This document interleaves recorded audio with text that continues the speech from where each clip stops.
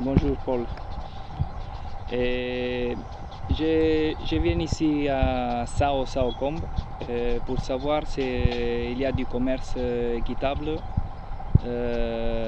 au niveau de votre manguière de mango. En fait, le village de Sao Combe produit beaucoup de mango.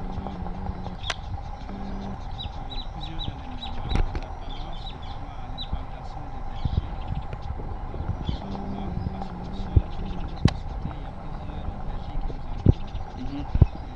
Et le sol est assez propice à la production des arbres fruitiers de type mango. D'accord. Alors, pour ce qui concerne pour la commercialisation, c'est le système un peu classique qui se pratique. Il y a des personnes qui sont spécialisées dans le commerce. En fait, on les appelle les commerçants. Soit c'est des personnes du village qui se sont reconverties un peu dans le commerce, soit c'est des commerçants qui sont basés soit à Dakar ou même à Mbou et qui viennent avec le propriétaire du champ, ils font une évaluation, ils discutent et la personne paye cash, disons, pour la valeur estimée de la récolte. Donc là, théoriquement, les personnes ne sont pas lésées parce que les discussions se font souvent en groupe. Il y a une équipe du village qui vient, surtout pour l'évaluation du champ, du coût du champ. C'est une équipe. Quand on a un client, on appelle ses amis, vous discutez, vous dites ce champ, il doit pouvoir rapporter tant. Et donc, dans ce sens, on peut dire que les personnes ne sont pas lésées et c'est peut-être une façon de confirmer que c'est un commerce équitable. Mais il va de soi que ceux qui viennent acheter, ils vont revendre et eux également ils cherchent un bénéfice. D'accord. Et si les propriétaires arrivaient eux-mêmes à écouler leurs propres marchandises, c'est là où le plus-value serait beaucoup plus important pour eux.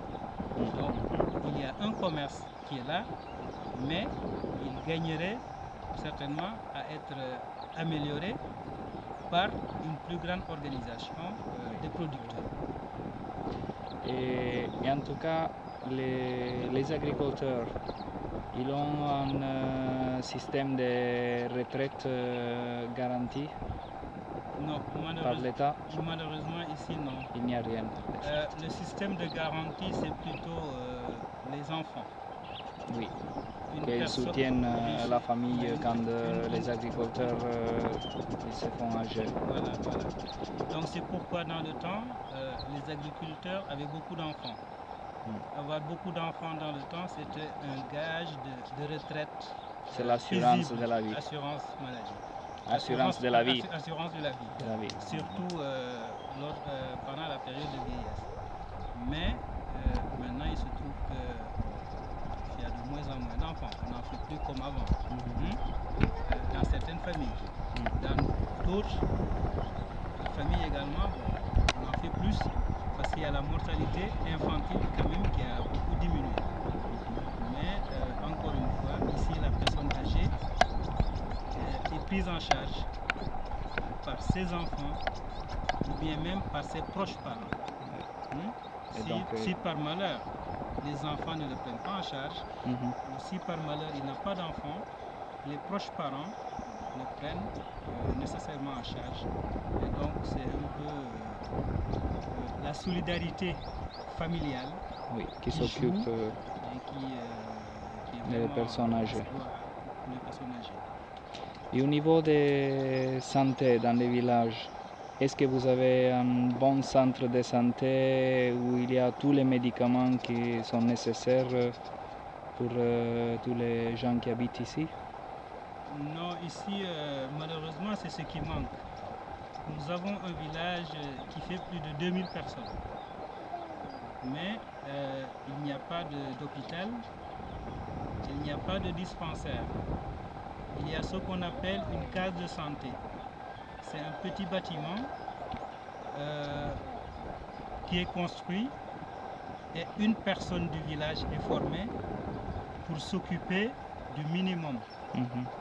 Soigner les diarrhées pour les enfants, soigner les infections respiratoires, soigner les petites blessures, assister un peu les femmes lors d'un accouchement normal.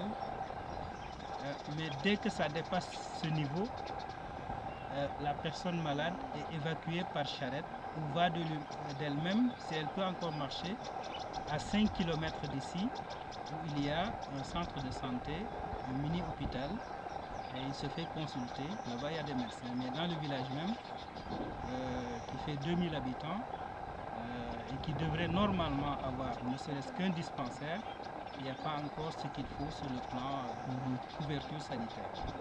Donc il doit se déplacer en charrette.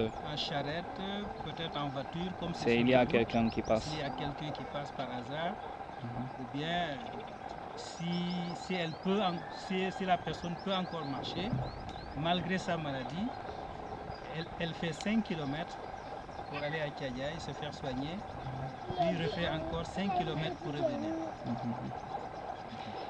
Et juste une dernière question, au niveau de l'agriculture, ici c'est tout, il n'y a pas d'utilisation de fertilisants ou pesticides, ou vous utilisez quelque chose pour les mangos, pour la production,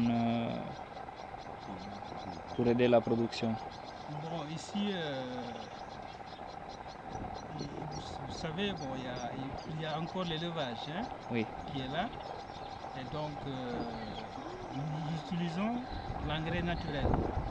Oui. Donc, les fertilisants, c'est des déchets naturels.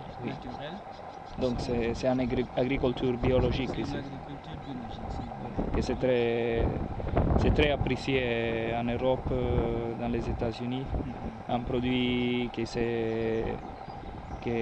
garde la production naturelle sans utilisation de produits chimiques. Ici, on n'utilise pas de pesticides. L'engrais, c'est encore réservé au mil pour faire pousser et à l'arachide. Mais pour les mangues, c'est les engrais naturels. C'est la même chose à Sao et dans notre village. Il n'y a pas de produits chimiques utilisés dans la production soit des légumes, soit des fruits. Pour les manguiers, dans notre zone, c'est les engrais naturels qui sont utilisés. Merci beaucoup, Paul. Merci beaucoup.